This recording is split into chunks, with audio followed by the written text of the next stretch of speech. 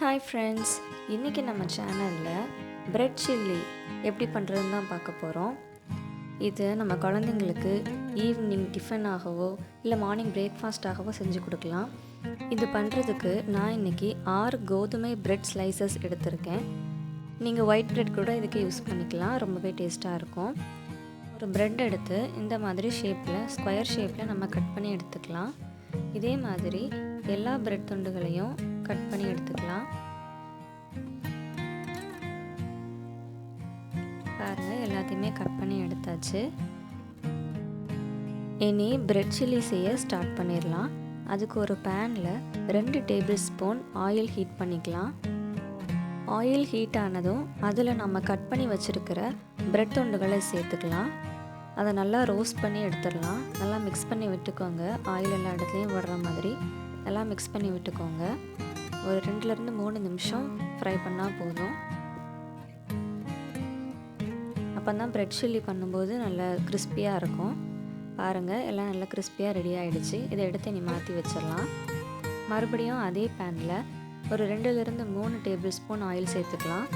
கூடவே 1 டீஸ்பூன் கடுகு, 1 டீஸ்பூன் சீரகம், பொடியாக நறுக்குன இஞ்சி பூண்டு கொஞ்சம் சேர்த்துக்கலாம்.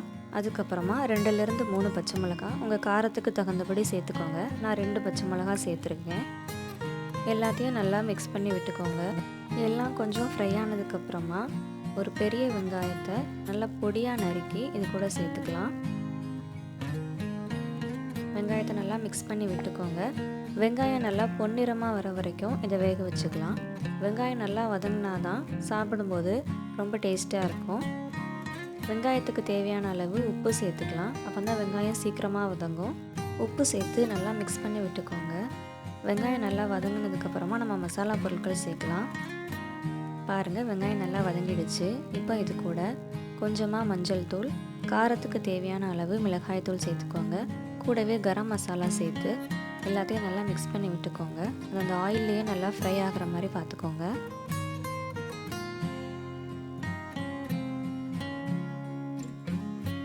நல்லா மிக்ஸ் பண்ணி விட்டாச்சு. இப்போ இதில் ஒரு தக்காளி நல்லா பொடியாக நறுக்கி இந்த மாதிரி சேர்த்துக்கலாம். வெங்காயம் வதங்கின அளவுக்கு தக்காளியும் நல்லா வதங்கணும். ஸோ அதையும் நல்லா வேக வச்சு எடுத்துடலாம். இந்த டைமில் கேப்சிகம் இருந்தால் நீங்கள் அதையும் சேர்த்துக்கலாம். நான் இன்றைக்கி சேர்க்கலை. பாருங்கள், வெங்காயம் தக்காளி எல்லாம் நல்லா வதங்கி வந்துடுச்சு. இந்த டைமில் நம்ம ரோஸ்ட் பண்ணி வச்சுருக்கிற ப்ரெட்டை சேர்த்துக்கலாம். பிரெட் துண்டுகள் மசாலாவில் நல்லா மிக்ஸ் ஆகிற மாதிரி நல்லா மிக்ஸ் பண்ணி விட்டுக்கோங்க. ஃபஸ்ட்டு மிக்ஸ் ஆகாத மாதிரி தான் இருக்கும். நீங்கள் சேர்த்து கிண்டும்போது நல்லா மிக்ஸ் ஆகி வந்துடும். பாருங்கள், சூப்பராக ரெடி ஆயிடுச்சு. ரொம்ப சுலபமாக வீட்டில் இருக்கிற பொருட்கள் வச்சு செஞ்சு முடிச்சிடலாம். ஈவினிங் பிள்ளைங்களுக்கெல்லாம் கொடுக்கும்போது ரொம்ப விரும்பி சாப்பிடுவாங்க. அடிக்கடி செஞ்சு கேட்பாங்க.